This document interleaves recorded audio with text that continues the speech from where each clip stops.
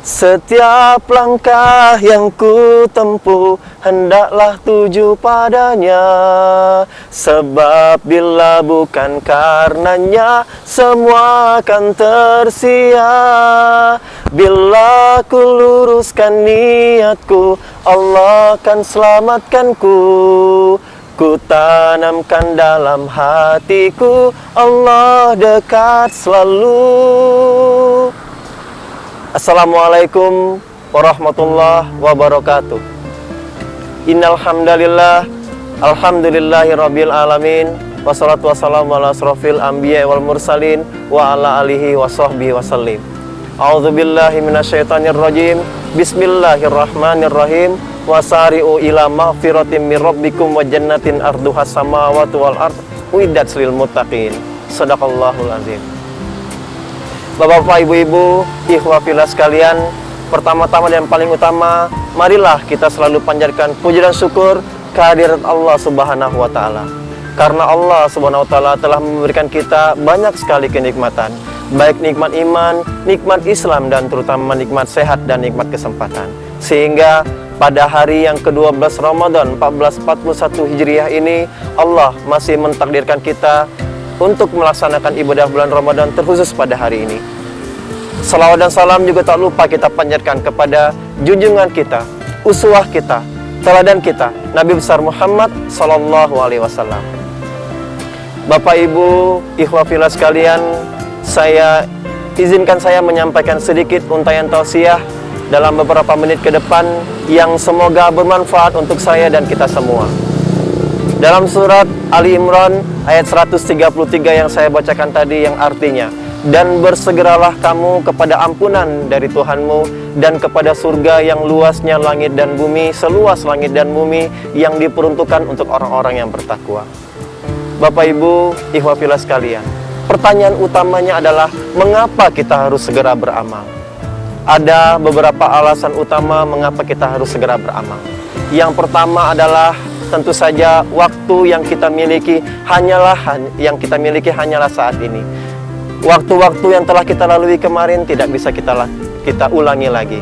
Alhamdulillah kalau ternyata kita melakukan banyak sekali kebaikan-kebaikan yang bisa menjadi ladang pahala bagi kita. Maka dari itu, marilah kita manfaatkan waktu yang kita miliki saat ini yang belum tentu bisa kita ulangi lagi. Dan tentu saja kita tidak akan bisa menebak dan tidak bisa mengetahui apa yang akan terjadi pada menit-menit ke depan, hari-hari ke depan, waktu-waktu ke depan.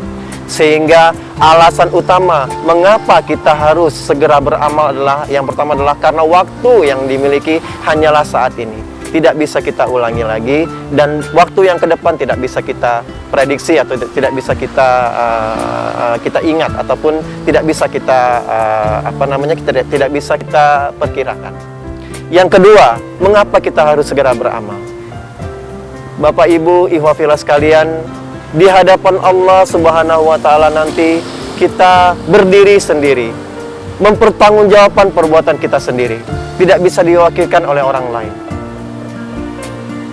Kalau bisa bahasa Palembang, madai kita ngomong, tolong nitip salat aku cak mana? Age salat maghrib aku nitip age bisa tidak cak itu? Tidak bisa, ikhwah fillah sekalian. Setiap diri kita mempertanggungjawabkan perbuatan kita sendiri, baik perbuatan baik maupun perbuatan buruk. Maka dari itu, mari kita lakukan saat ini juga, bersegeralah untuk beramal. Itu alasan yang kedua, mengapa kita harus segera beramal. Kebaikan orang tua, kesolehan orang tua, belum tentu menjadi jaminan bagi anaknya. Pun sekalian sebaliknya, kesolehan anak belum tentu menjadi jaminan bagi orang tuanya. Yang ketiga, mengapa kita harus segera beramal? Karena kemuliaan derajat seseorang di hadapan Allah Subhanahu wa taala adalah segeranya dia dalam melakukan ibadah. Kalau pacak kita misal coba kalau ada wong tua nyuruh anaknya beli cabai di warung. Dadat, tolong beli cabai dak di warung. Agak bemak. Kesel dak wong tua? Pastilah kesel.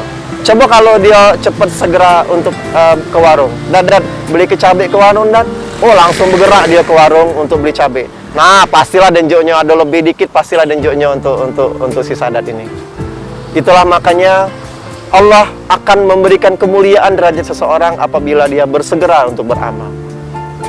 Itulah mengapa kita harus segera untuk melakukan amal-amal perbuatan, terutama ibadah-ibadah wajib. Itu alasan ketiga mengapa kita harus segera beramal. Alasan keempat, mengapa kita harus segera beramal? Karena setiap orang setiap ibadah mempunyai momen-momennya sendiri. Contohnya adalah sholat 5 waktu. Terus ibadah-ibadah yang lain, baik Idul Fitri, misalnya Lebaran dan lain-lain. Pada saat itulah tidak bisa akan diulangi lagi. Belum tentu kita akan bertemu dengan sholat ibadah-ibadah tahun depan. Ibadah-ibadah yang sekarang lah yang harus kita utamakan, sholat-sholat yang utama sekarang. Sholat maghrib sekarang tidak bisa kita ulangi di sholat maghrib yang besok. Lain ibadahnya, lain pahalanya dan lain-lain. Itu yang keempat. Dan yang terakhir, setiap orang memiliki kesempatan masing-masing untuk beramal.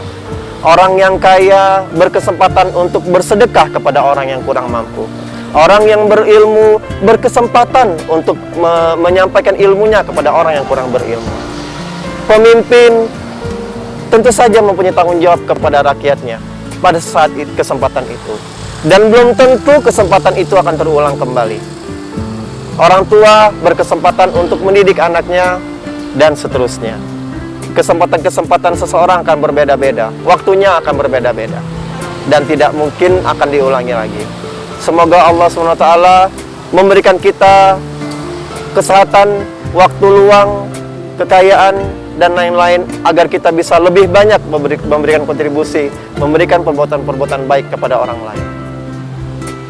Satu tambahan sedikit, seperti nasyid yang saya sampaikan tadi, yang berjudul Allah Dekat Saja. Saya ingin menceritakan sedikit kenapa sampai detik ini saya berusaha menjadi orang yang baik. Karena sekitar tahun 2000, pada saat 20 tahun yang lalu, saya diberikan amanah dari guru ngaji saya untuk tilawah 30 juz dalam waktu satu selama bulan Ramadan.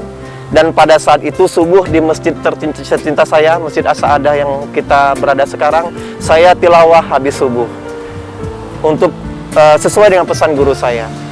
Entah kenapa pada saat subuh, sholat subuh pada saat itu, setelah sholat subuh saya tilawah, dan kebetulan saya sendiri, saya tidak tahu bahwa itu dalam keadaan sendiri, saya merasakan ada seseorang yang mengawasi saya ketika saya tilawah itu.